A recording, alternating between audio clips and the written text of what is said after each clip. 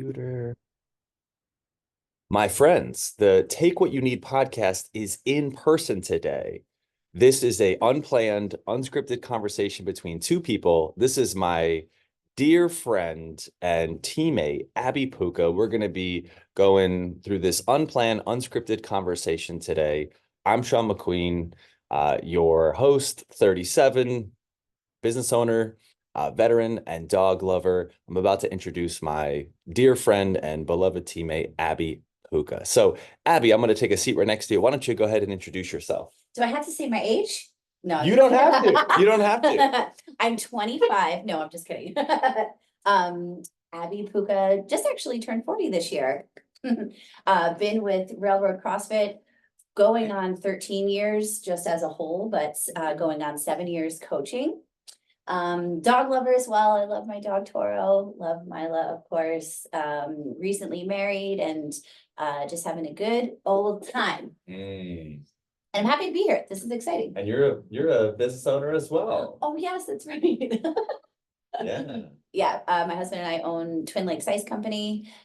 We deliver hand cut and deliver premium cocktail ice to all over Hudson Valley and breaking into Massachusetts and Connecticut. So that's exciting too.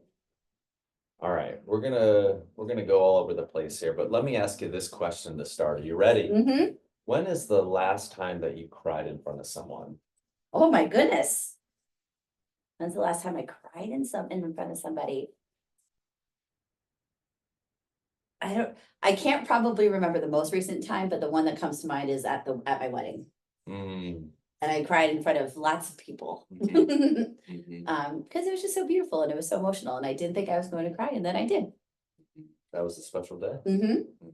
I'm a happy crier. Like I can't, whenever like movies or seeing something, like it'll bring the tears. Britt and I had this discussion at a restaurant of happy cry. And I don't know if I can ever recall happy crying. Really?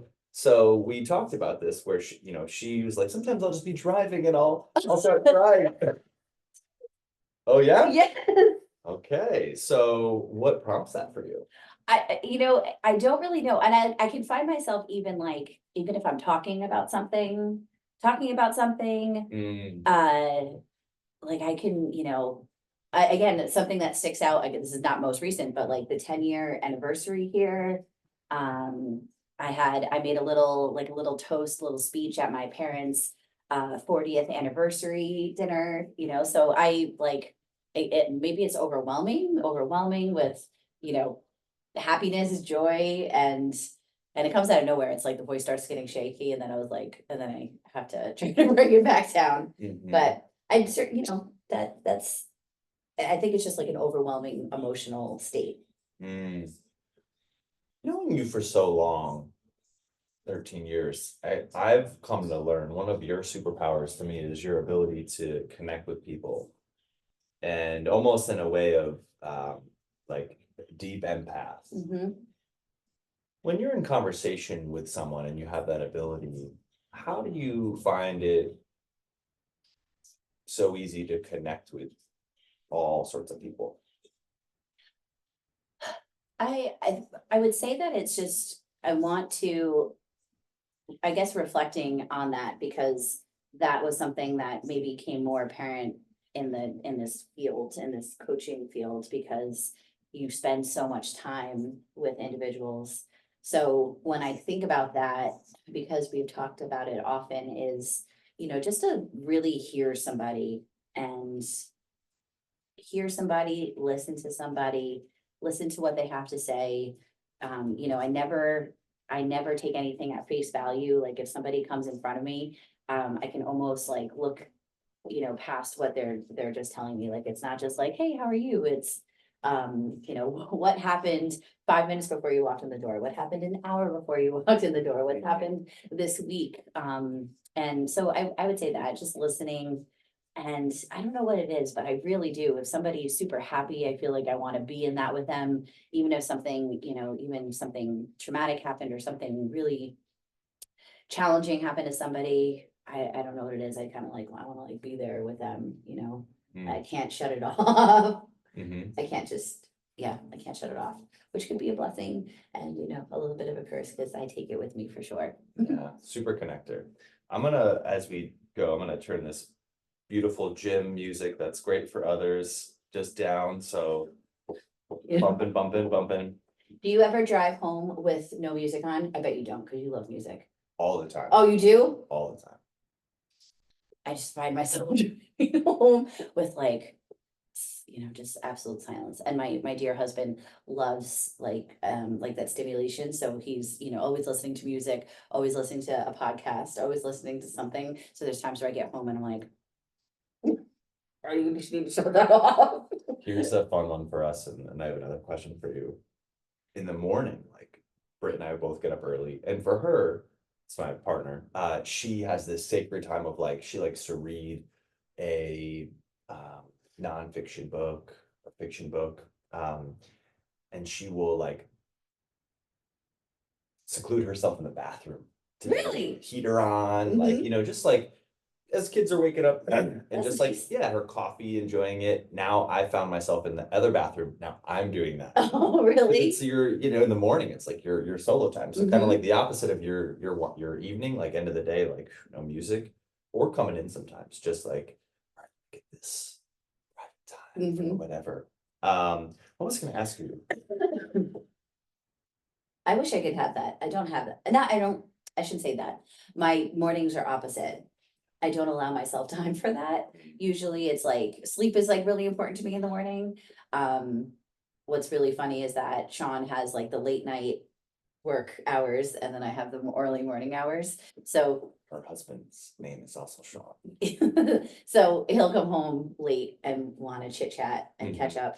And I'm usually like, and then it's the opposite in the morning. Mhm. I'm usually like, hey, I want to talk. And he's like, no, I want to sleep. Mhm. Mhm. What was the last job that you absolutely did not enjoy and why? Um, No holds barred. okay. I won't say the name because I feel bad. Could be the role of the job. Yeah, it Yeah. was, What were you doing? I feel bad. It was, remember that like, glamping company? Yeah, that was something where Sounded good. it, exactly, like I remember going on Indeed and reading this, the description of the job and being like, wow, this is really cool. And then even talking to the people and everybody was like, I love my job, I love my job, I love this company, I love this job. And then when I got into it, I was like, you guys love your job, are you sure? So glamping was like camping with, Yeah, with like, what are they called? Oh, shit. that's okay. You would take all the sites. Yeah, so it would be this like one site, it had about 5 or 6 yurts. Yurts. Remember, like they're like the tents. Like teepees? Yeah, Okay. I think that's what they're called. But they were, yeah, they were like high end, they had really nice beds and bedding and, you know, it was like an experience of that people can camp, but in a more glamorous way. What drew you in initially? Like, ooh, this sounds exciting. And then like what we were like, ooh, that's not what I anticipated. Yeah, I just thought that I could use like my hospitality experience and like my service experience. And it was like outdoors, and there was an opportunity to travel to Colorado because that's where their headquarters was. And they had a bunch of them all over the country. So there was opportunity to like go and visit them, like in Utah and in Texas. And so I just like that opportunity. That's like kind of where I was in life. And I was like, oh, I like this. I think that if it can take me to different places to experience different locations, like awesome. But it was just, there wasn't any structure and procedures in place. And when I tried to put procedures and structure in place, I was getting like stiff armed and then I was kind of like, all right, I don't think this is for me. You did something back in 2018 that I think is a very brave thing to do. You were in a job that you were making in terms of like society, you know, a great income. But you were miserable. You were unhappy, or I don't want to speak for you. You can speak on that. But through what we've talked about, you were not happy. you're not fulfilled. And you were a part of the gym here. And I remember you sharing, like, you looked around at the coaches doing the work that we were doing, and you were inspired, and the thought came to you of like, I want to do that. Can you speak on that, or share more about how you were in this place, safe and secure economically, you know, high income, to like, okay, like I'm really like, that to me, that inspires me of like not accepting an unfulfilled life just for the sense of safety and security, Mhm. and seeking purpose and passion and a mission and something, even if that meant that, because when you started, I'm gonna take a significant change to Mhm. my economics, but my passion and fulfillment is gonna totally flip. Yeah, that's like one of my favorite stories to tell because I feel like I've, run in and encountered friends, someone that's new coming up into the coaching world, like just graduating high school. And I think that there's this idea that, getting to into a position and security and everything, which is great. Of course, that comes with great perks and great things and again, security. But when that happened, it was kind of watching these people that around me that I know, like you guys, and I saw this energy and passion behind it that I was like, wow, like, that's what I'm searching for. You spend all this time maybe, going from job to job to job, or just spending some time trying to find like who you are and where you want to be career wise. And then like I think at that moment I was like, I'm not really chasing money, and I'm like that's what I'm chasing. I'm chasing Mhm. this, wanting to be in this space and like really feeling fulfilled and like making an impact every single day, And Mhm. I think after 6 years, going into 7 years of doing this, it's like every single day, um, that's how I feel, I don't, I think there was a time where I was feeling a little like, like almost like a shell of a human, where you're like, you're going in and you're doing the thing and, you're spending most of your time putting out fires versus like laughing and having a good time and experiencing like really positive human interactions versus like negative interactions, Mhm. um so that's what was like, it was fulfilling in that realm versus maybe not the like financial stability was there, but it was also exciting to work for that because look how far we've come in 6 years. Yeah. In the beginning it was like, okay, I'm going to take this as part-time, and I'm going to like work somewhere else so that I can be financially stable. But then what opportunities can we create to make it a career? And then we did. And that's Mhm. also exciting, Mhm. Mhm. So My, I relate a lot with this story because I remember growing up, my mom, and I actually texted her maybe within the last month, asking her if she remembers this, and she remembers it vividly. When I was young, she would always kind of reinforce, and I remember it maybe like a specific time in my living room, growing up, where she would be like, I want you to make sure you always follow your passion and what's going to fulfill you and bring you joy. And from that, learn how to make a living. I would never want you to just chase economics and be miserable for the rest of your life. And interesting, like she was not in a place where that was her story. It was not.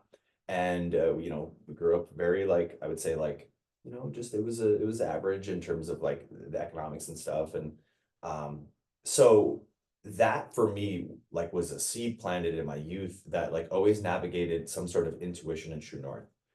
Did you have something like that from your parents, or was it more, um, enough is enough, I'm tired? Because, to make that shift from security and safety, which a lot of people chase, mhm. to feel that, to say, no, I'm gonna follow something because I want more passion, fulfillment, joy, laughter, service, help, connection. That's a big change. Yeah. um Trying to think back, like, I think what's cool is that my parents have been supportive. Maybe I've gotten a little bit of pushback, in the like in the beginning of it, but then being supportive has been helpful. I think when you were just talking, I was like thinking, I think I can run into a, a problem when I ask too many people their opinion on something, because then I will like be filled with everybody's opinion, and then I'm like, I lose myself. I'll lose my, like my own, like almost like true north, So with this, I think I just like quieted the noise and just kind of did it. Mhm. So to answer your question, like I think I was following, well, to go back, my dad's a pharmacist, worked very, very hard for very many, like so many years, and still works, 88 years old. Still works and enjoys his job. My mom was like a hustler, my mom was hustle bustle. And so I kind of like followed in those footsteps where it was just like, all right, like my mom's a hustler. I look up to her in that way. Mhm. So yeah, so like I hustled for a really, really long time.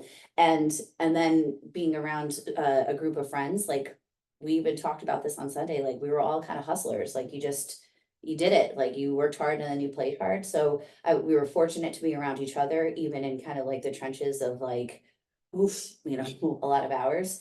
But I kind of got tired of like hustling. Mhm. I was like, I'm tired. Mhm. I'm tired. I want to work hard because that's like what's internal, but I also want to work hard and see like reap the benefits of it, which I Mhm. didn't see that happening. Yeah. Now I know that, and we'll get to what you've created with all of your life experience and how you've evolved your craft through your craft and through yourself here. Um, but also what I think is unique is in this space, this also probably brought one of the more harder times of your life. Mhm. How did you navigate one of the more darker, challenging times of your life? Um, and come out on the other side this better, improved, evolved, more accentuated version of yourself when you're in it, like it's dark, Mhm. you know? Am I allowed to swear in here? You can swear. Yeah. Honestly, it's because like I sat in the shit for a while. I think sometimes a way of like grieving or a way of getting through dark times is to try to push it aside and not kind of like work through it. Like either just keep going or turn to a bad habit or turn to something different like right away to kind of mask what you're actually feeling. I laugh because, it I can laugh about it now because it wasn't funny during the time. But I think that was it. Spent a lot of time alone, spent a lot of time thinking, spent a lot of time writing, spent a lot of time like reflecting on what had happened and then it was a lot of time that had gone by, maybe we'll say like 6 to 8 months, and all of a sudden it was like I had this like weird feeling like right here, and then all of a sudden like I woke up and I remember that feeling like went away, like that pain went away, and all of a sudden like the things that were triggering or the things that hurt like didn't hurt anymore, and I was like, whoa.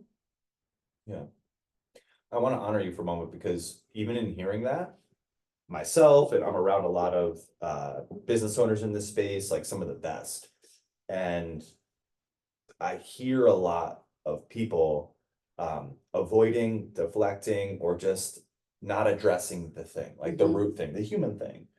And what you shared there, and I remember you aspects of you during that time. And then there was a time where like I didn't see you for a while, um, of just working through it. And I can't speak for you, but I would imagine it was really hard. It was dark, uncomfortable, and like taking time to write, to like be sad, not feel the ability to eat, to lose weight, to disconnect from a lot of people that like all these things. And to not avoid it and try to just mask it with something else. I'm gonna go do this thing. It was working through it, and that's to me like the word that just kind of came out when you were sharing that is like healing, Mhm. and shedding the layers. And of course it's a process that's probably ongoing. um and I think that's just remarkable and speaks to where you are now, and to the evolutions of it, of healing and growing. And I think I know I for me, like again, the take what you need, like hearing it's inevitable we're gonna get hit with hard stuff, Mhm. and not avoiding it, Yeah. not deflecting it, but like you said, working through it, even when you don't want to. Yeah, and that, that's might not be the way for folks. It was just the way that like I was like, okay, just gotta do it. And there were some, I'm obviously not here to be like, I know how to do it. And there were some times where I like didn't do very good things. But learning from that, like learning from it and like not doing it again. Like I feel like in my 40th year. But even, in the last like 5 to maybe like 6 years of like, especially being in this space and being around people that just provide like, these nuggets and this information on how to heal, how to grow. I think what I can do now is like learning how to apply it. So that's what I was trying to say is like, I'm a big applier, like take something and apply it versus like take it and just, like It throw it away. happens. Yeah. And look at that. That's the theme of the podcast here is. Exactly, right. Now, to come full circle here, with your 40 years of life of experience, you're a large portion of that when you began to enter adulthood and like in the hospitality realm Mhm. and serving people and connecting with people. And then you also even have that of like navigating, healing and grieving and working through hard stuff. And along the way too, like as a female body changes and all these things, it's uh all been uh, a part of your journey, which now I see you as your teammate, um, leading a really special movement, group of individuals and helping them navigate that in a really cool way. Um, so Abby does many things here under the health and fitness business that we have. But I think one of the more special things is leading your women's only training group. Um, why did that desire to lead women only, which again, it's its own thing. Why did that drive, where did that drive come from to do that? What's cool is that I feel like all the things that we talked about the connecting and the journey of my journey of the ups and downs and maybe some darker times and some times of change. I think that's like where it came from. It was like, I feel empowered in this way and I want to give that gift to women. And I remember we always kind of like, I feel like we threw it out there and then didn't really do much with it and then threw it out there and then didn't do too much with it. And then all of a sudden it was like, no, let's give this a try. So I think that's like where initially it came from. It was that my own personal experience and wanting to put it out there to women's only. And then, it was like, okay, let's give it a try. We had maybe 4 or 5 ladies, and then all of a sudden now it's like it's this organic way of like all these new opportunities. I think for me, the journey, in a very, very short like cap here, I grew up in a as a teen, like being a size 0 or being size 2 was, deemed sexy and deemed like the norm. And then going to college and gaining the freshman 15 and maybe even a little bit more, and then working backwards, and then going into 30s and having these ups and downs and yo-yos and sideways and body changing so many times over the last, 20, 25 years. I think now, like now that's more of like, I want to give that back to ladies, like give you a space where you can, one, strength train and feel good, feel strong, feel confident, a time for yourself. Cause I know all of us, both men and women, but women, in particular in this group, like we give ourselves for so much outside of here. So like, why not give yourself an hour, 45 minutes to an hour of time? Um, and with that, you're just going to make everything outside even better and easier, mental resilience, physical resilience, all that good stuff. So, but yeah, now there's so many gifts that are coming from it, which is amazing. Outsider looking in, it looks like a culmination of a lot of superpowers, like from me to you, right? Like seeing that in you. And one of it is like you've built your craft across 6, 7 years of like how to really at a high level coach and connect with people in movement, because exercise in the beginning can be a lot of things. It can be intimidating, it can be scary, it can be worrisome, it can be overwhelming. And how well you speak, how well you connect with people, how you can guide them, how you can navigate and meet them where they're at. So there's like that whole component of like how good you are and you built yourself as a coach. And then there's this lifetime accumulation of how well you built yourself up to be this connector and empath with people. And I think what I see is such a safe space for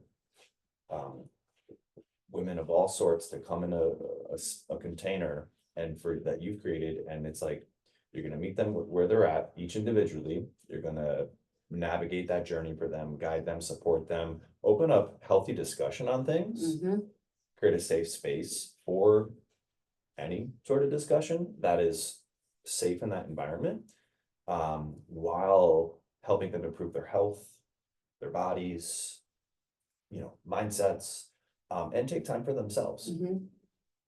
This might be a hard question. What jumps out as some of the most rewarding parts of doing that? I have a very personal connection and personal relationship with each of them. They all have my phone number, they all text. And I think just hearing the feedback, their unsolicited shares that they, that come through at just random times of like, oh my goodness, I fit into a pair of pants that I've been up in the corner of my closet for the last 3 years, and I can't believe I just pulled them out and put them on. Now, the ladies out there, we all know what that feels like. That's like, wow, I'm seeing results, I'm putting in this work, and all of a sudden I'm seeing this thing, and I'm I can physically see the benefits. The space of like sharing, things that we're going through that maybe we don't want to share in a larger environment with, men and women combined. Like, it's this space of like being like, oh my gosh, do you guys go through this? Because I just experienced this, and we can either joke about it or we can have a serious discussion on it. Like, I think that's really a special thing to have, especially in a gym environment, because you don't get to have that maybe at a Planet Fitness or some other place where it's like, a lot of transient action.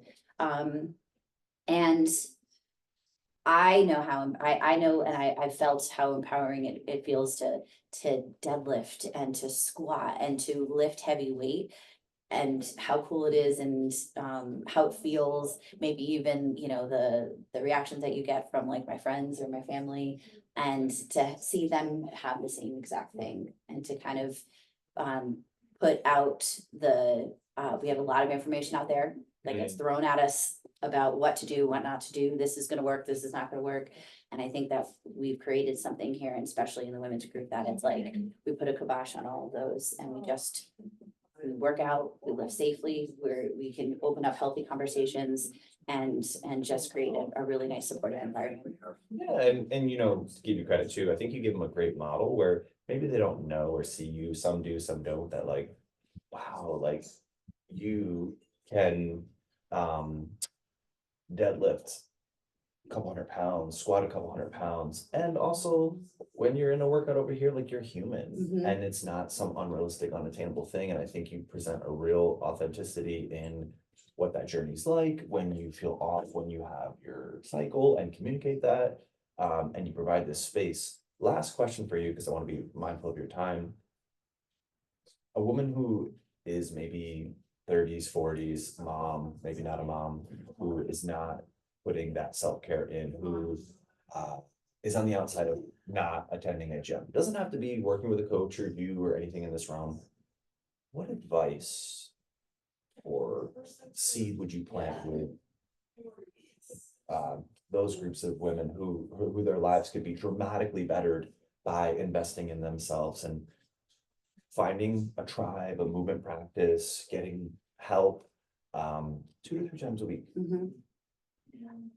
We say this a lot, and I think we can sit here and say, it's going to work, and you are going to see changes, and you're going to see physical and mental results, and have more energy and smile more.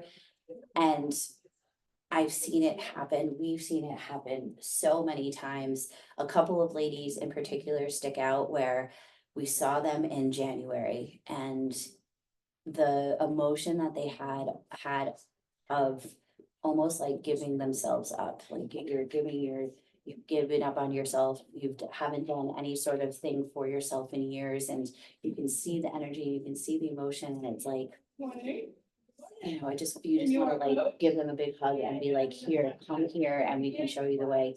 And then now, you know, 8, 9, 10 months later, you have these women come in here that came in January with those emotions. Now they're smiling and they're getting their, like, they're coming here with like their hair done and then this different clothing, and all of a sudden it's like their brightness comes out. And I think if anything, yes, you're going to get stronger. You will see physical results. We will open up opportunities to talk about healthy, you know, healthy practices. But I think the most important thing is like you can bring out their light, like you can actually see that.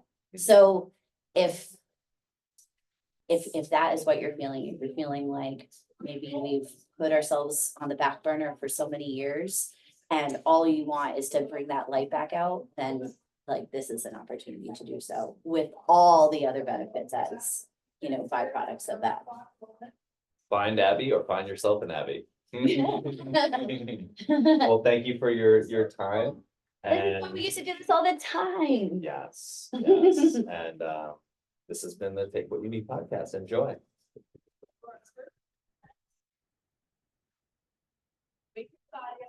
What a great